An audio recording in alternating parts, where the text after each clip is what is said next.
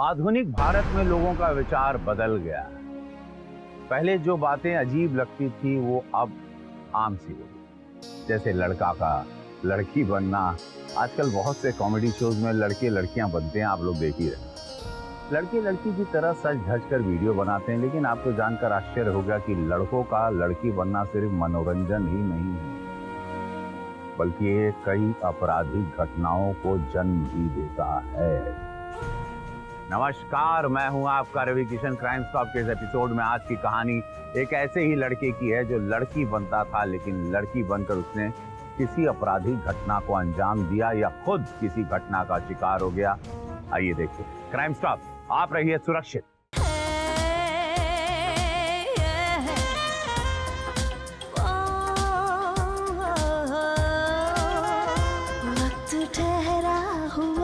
लम्हे खामोश है, रात है शबनमी, फिजा मदहोश है। वक्त ठहरा हुआ, लम्हे खामोश है, रात है शबनमी, फिजा मदहोश है। मुझको बाहों में भर ले, प्यार से प्यार कर ले, मुझको बाहों में भर ले, प्यार से प्यार कर ले। जिस्मो जान तुम पे कुर्बान है, हुस्न पे आया तूफान है। वक्त ठहरा हुआ, लम्हे खामोश है, रात है शबनमी है।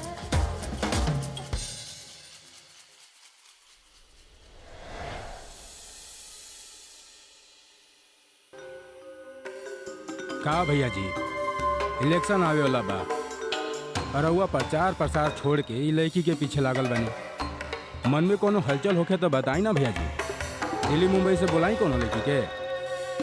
ना रे पिंटू, अब कोनो लड़की हमरा के शांत नहीं कर सकत। ससुर पहली बार तो लाइफ में प्यार मिला। भैया जी रउआ कहीं तो भाभी बना लेता नहीं, घर पर रिश्ता लेके जाई बुकरा। रउआ पूर्व विधायक बनी, रउआ के मना करी? प्यार से मानी तो मानी, ना तो भैया जी जबरदस्ती लेके आए।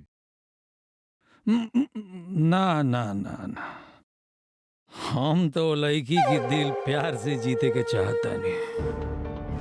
भैया जी रउआ के आशिकी ना सूट ना करेला। हंस बोले तो बोले, अब कौवा भी बोले लागे। का है, का कमी बा भैया जी? का कमी बारे हमरा में है? बता। कोनो कमी नहीं है, कोनो कमी नहीं है भैया जी। भैया जी का है ना, लड़का आशिकी कइला के बाद एकदम लल्लू हो जाला सब। बाकी रउआ खुदे समझदार बानी कि ना भैया जी? ऐसन बा? जी भैया जी, जी भैया जी। अबे ससुर, जितना लोग प्यार कइल वो सब लल्लू हो गए का? हैं? लल्लू भइले नहीं ना? पिंटू जी भैया जी। अब पता कर कि लड़की ट्यूशन कहाँ करे जाले, ओकर बॉयफ्रेंड कौन है, केकरा से मिले ले। अब वो लड़की पर केवल हमार अधिकार होगा। हाँ।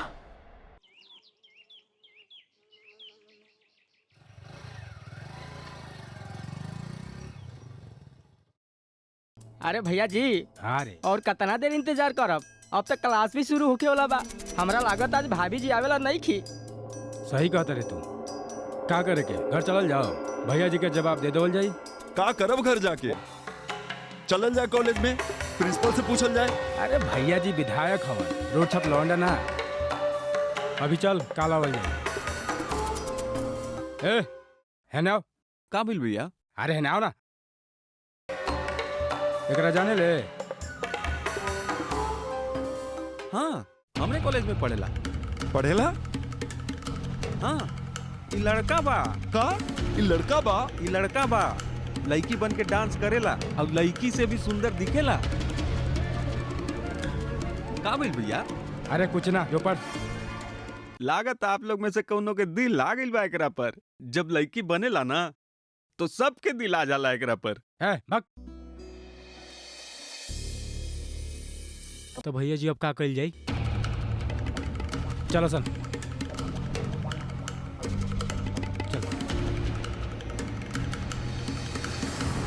का बात करता रे बे? पहला बार तो हमरा प्यार भइल, और लड़का कैसे निकल जाई रे? हम नहीं मानत ई सब। भैया जी ये सब डिजिटल वर्ल्ड के दिन बा। आजकल सब लड़कन ना एंजल प्रिया और पापा की परी बन के घर में बैठल बड़ा सन। वैसे भी भैया जी एक बार वो गर्ल्स कॉलेज चल जाई, वो जा एक से एक सुंदर लड़की मिली है सब। और वैसे भी भैया जी पटना में लड़की की कमी बा का? अरे ना रे, हमरा तो लड़का के अंदर जो लड़की छुपल बिया ना वह चाहिए। पिंटू जी भैया जी। एगो मस्त प्रोग्राम कराओ, हमें ओकरा के बोला के डांस करवाओ। जी भैया जी।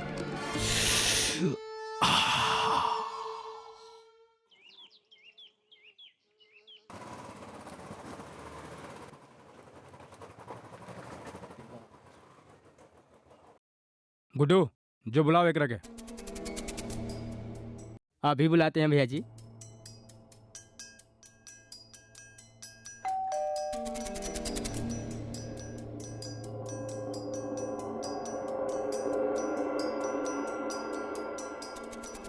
भैया जी हाँ घंटी बजा दिले बनी, आवे के तो पड़ी का पिंटू भैया? हाँ। हाँ ना भैया, हाँ ना?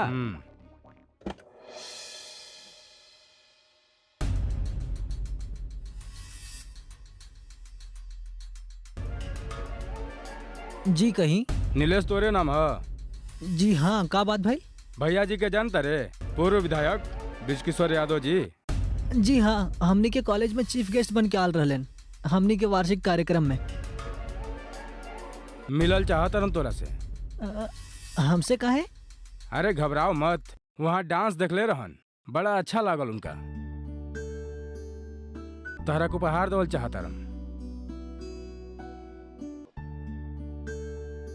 सांझ के ही पता पर चल 7 बजे। सुन टाइम से, भैया जी के वेट कईल पसंद नहीं खे, बुझले? भूलिए मत।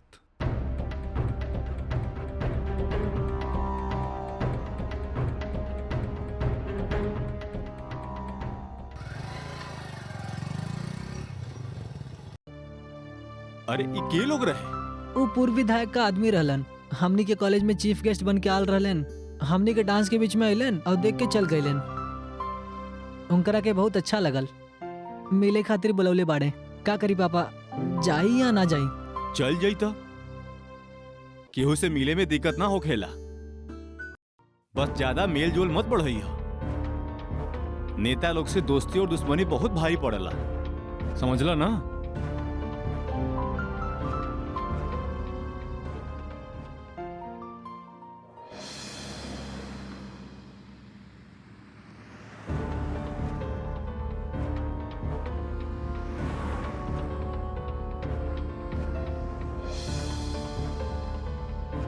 आ गिला? जी भैया। आवा आवा, एजा साइकिल लगा दो। हाँ।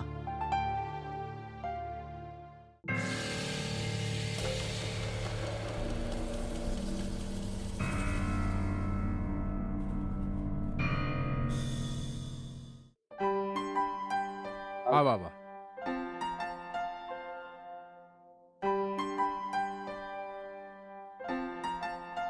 भैया जी। भैया जी प्रणाम।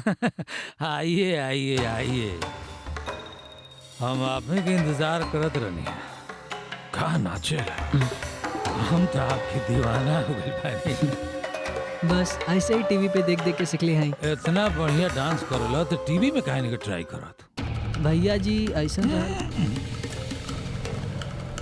भैया जी ना कह यार, ब्रिजकिशोर बोलो। आप हमरा से बड़ बानी। विधायक जी बोल लो।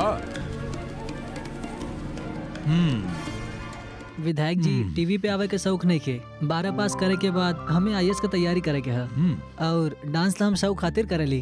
वाह, तुम्हारा जैसा हर युवा हो जाए तो देश कहाँ से कहाँ तरक्की कर जाये। का पिए बाप? Whisky, beer? विधायक जी हम पी लेना।